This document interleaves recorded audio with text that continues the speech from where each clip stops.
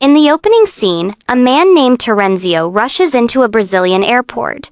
He is visibly panicking and is in a hurry.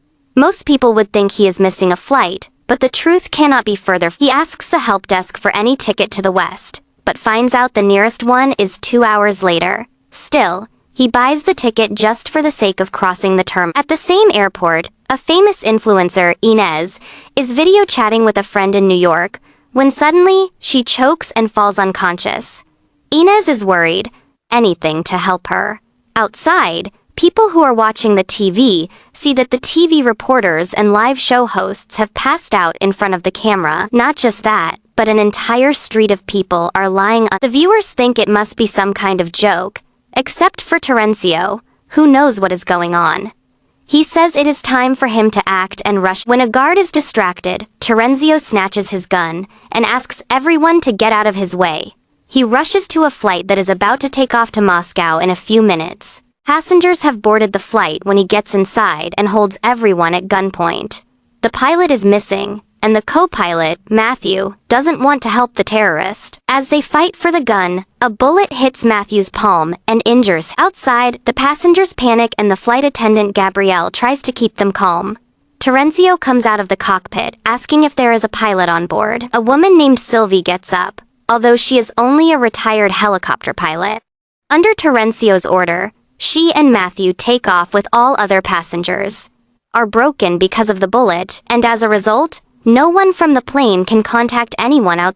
When the plane is airborne, Sylvie and Matthew try their best to reason with Terenzio, but the man remains adamant.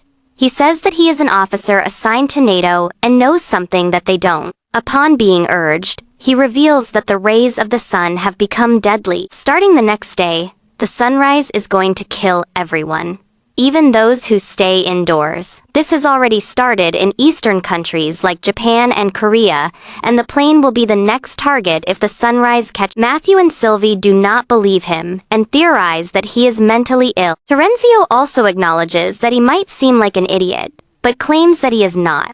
Matthew's hand is bleeding profoundly, which might cause a problem in the long. One of the passengers, named Laura, is a home health nurse for an old man. She is the only medical professional on board, so she takes the responsibility to. They have no sewing kit to close the wound, so they use a hot knife. Matthew screams in pain, and the passengers panic even more. Matthew knows that if they start to protest, everyone. Hence, he tells them that they will land at a different location as per Terenzio's wish before continuing their way to the original destination. Matthew hopes that the fighter jets are coming to rescue them since they were taken at gunpoint. But for some reason, Sylvie feels like they are on their own. A passenger named Ayaz has heard them talk about the sun and is suspicious that the pilot is lying to them. Suddenly, an Arab passenger starts coughing and Ayaz pretends to be helping him and then snatches Terenzio's gun in the process. Terenzio is locked inside the toilet at Ayaz's order, and Matthew is asked to tell the truth. The pilot discloses they are landing in Iceland because Terenzio wanted to go there. The police will arrest the terrorist and the others will be let free. He also tells them about the sun and how Terenzio thinks it will kill people. This sends the passengers in. They start recalling strange things that happened before they boarded the flight and are worried about their families. Matthew calms everyone and takes the responsibility to save them all as the captain. A while later, he tries to land in an airport in Iceland but gets no signal from. When they can see the ground close up, they notice several airplanes have crashed into each other, and people are running around.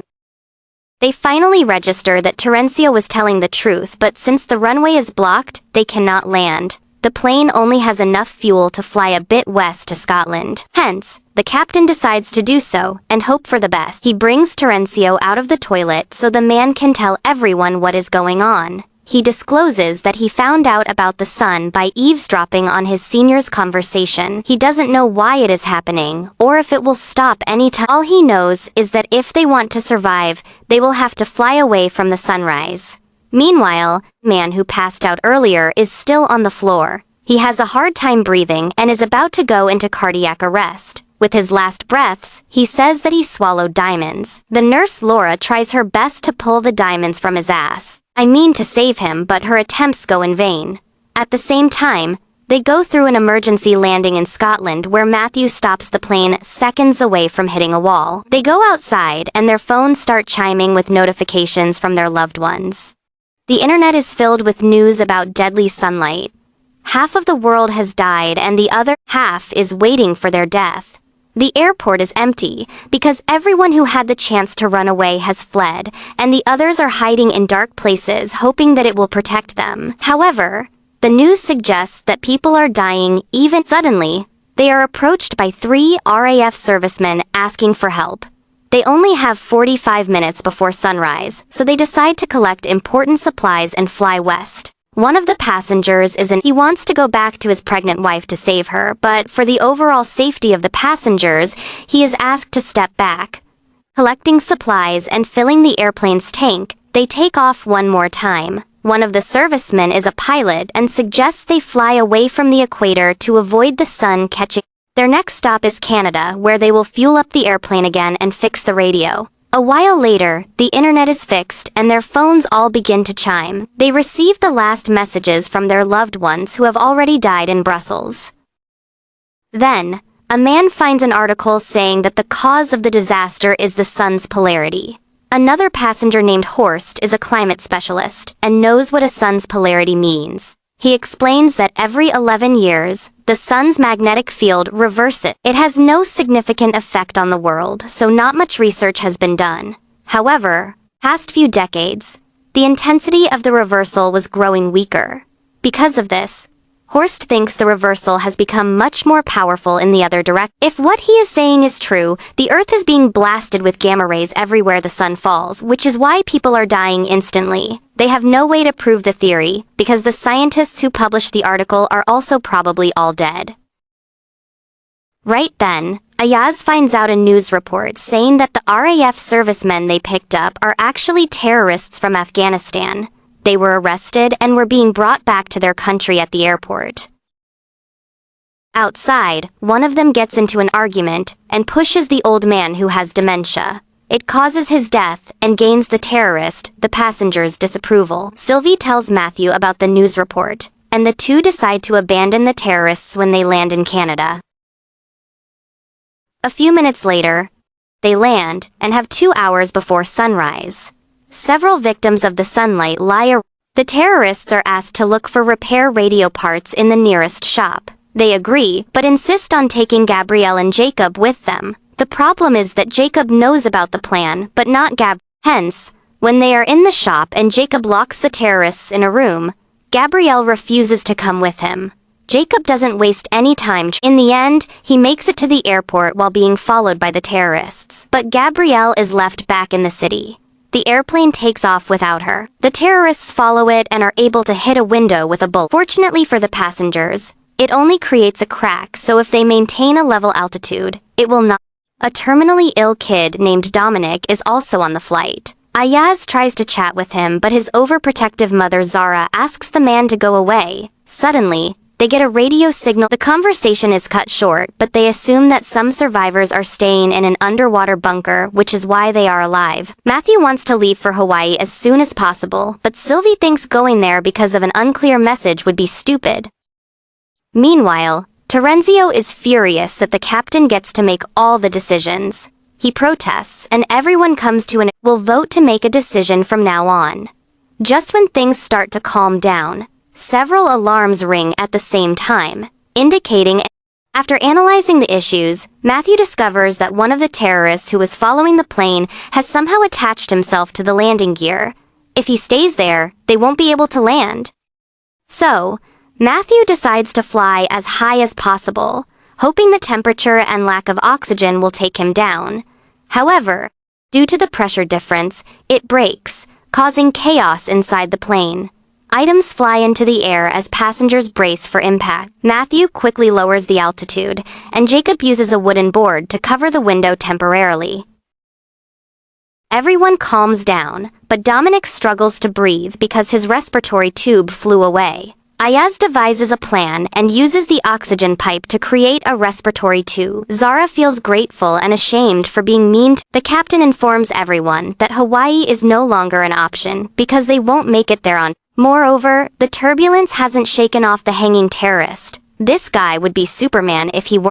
Terenzio uses his gun to aim into the darkness, but the criminal pulls it and nearly kills him. Fortunately, Ayaz comes to his rescue and shoots the terrorist dead. He becomes their hero for a few minutes, until the passengers learn he was the reason they bury his body back in Canada, where someone saw Ayaz cut him open.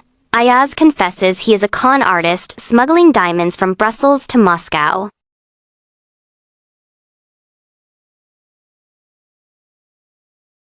The diamonds were inside the Arab man's body with his consent, but he died because he didn't follow the panicking instructions. Upon hearing the confession, some passengers consequently, he is handcuffed in the avionics bay. In the next scene, they land in Alaska and refuel before taking off.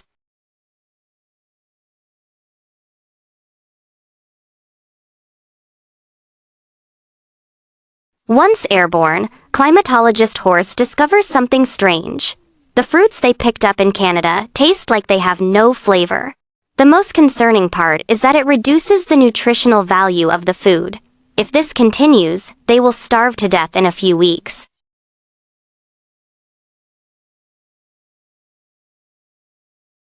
The science in this movie is nonsensical. Matthew acknowledges the danger but insists their main concern should be escaping the sun. Sylvie asks him to rest, but he yells at her, which is unlike him. The passengers decide to force him to rest and take him outside the cockpit. Although annoyed, Matthew promises to sleep for the next few hours. A while later, they pick up another radio signal and hear two parties talking, but the group only hears them say, Stara 17. They soon realize that the person on the phone is a cosmonaut in space. They are shocked that someone like that is alive, but this also means he is communicating with the control room on Earth. With renewed hope for survival, they decide to go to NATO headquarters in Brussels, where it all began. At this rate, they will have 4 hours after landing in Brussels until the sun rises. Outside, Laura finds Matthew unconscious in the toilet. It turns out, his palm injury has become infected and caused blood poisoning. To resolve the issue, they must amputate the infected tissue. Laura says she can perform the operation in Brussels if they reach a hospital. However, without Matthew, Sylvie can.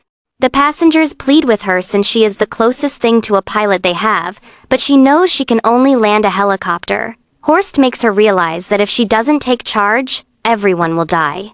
Following that, Sylvie is made to watch a few videos on how to land a plane.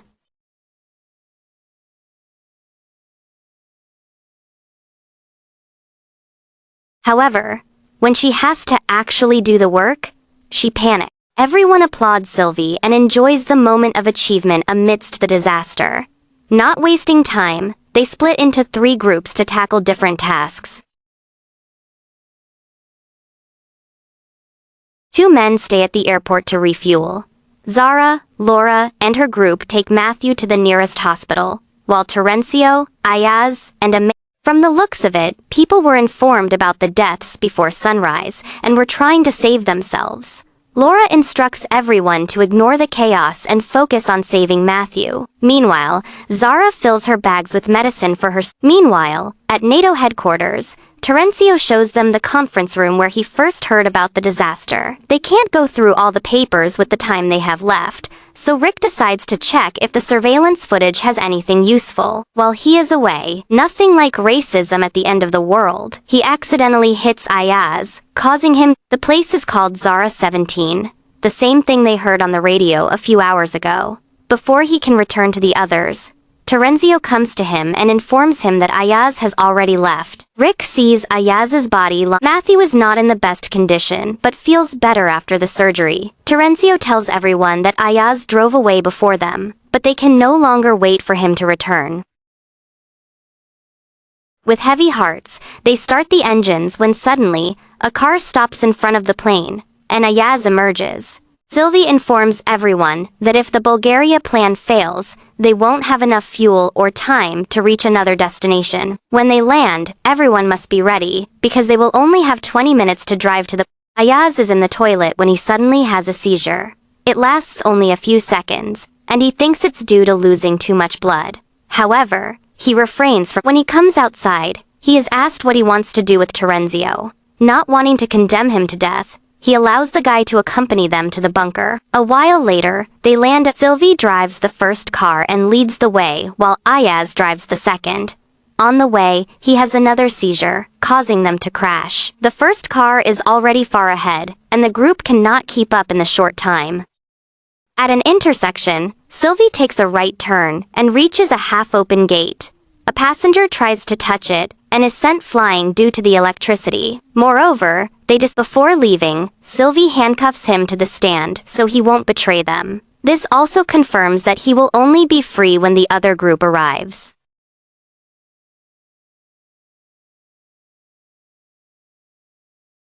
However, Ayaz and his group take a left turn at the intersection and reach a similar gate from the other side of the dam. They use their clothes to climb up and beyond the entrance. In the end, they all reach the bunker entrance despite taking different exits. Terenzio is left alone, asking God for forgiveness. As the sun rises, he stands facing it and asks it to do its best. In the end, he is also killed. To find out what happens to the surviving passengers next, thank you for watching.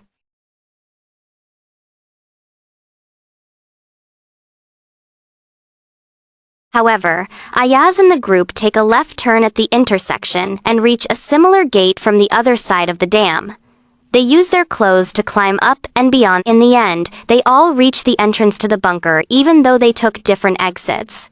The passengers are finally received by military men who welcome them inside and affirm that they are safe. Terenzio is left alone, asking God for forgiveness. As the sun rises, he stands facing it and asks it to do its best. In the end, he is also killed. To know what happens to the surviving passengers next, watch the second part in our new channel series Recapped. Thank you for watching.